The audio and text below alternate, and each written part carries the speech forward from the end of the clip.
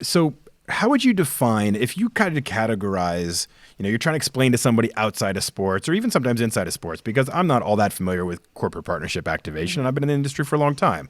But if you're trying to explain it to somebody else, would you consider it more of a sales type role, more of a marketing type role, more of a customer service type role? How would you kind of categorize things in corporate partnership activation? Because it kind of sounds like it touches on a little bit of everything, right? Yeah, I was gonna say I think all of the above.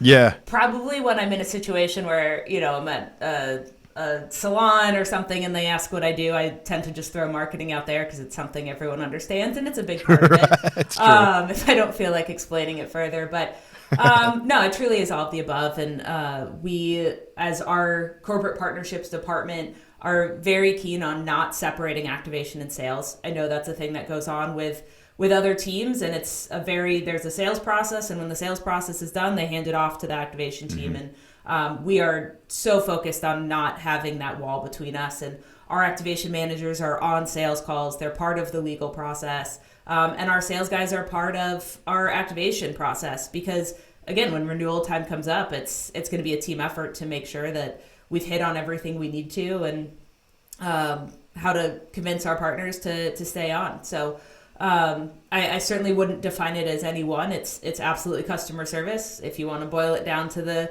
simplest part, it's making sure that our contacts and our partners are happy. But when I'm explaining it to my grandmother, who really doesn't understand what I do,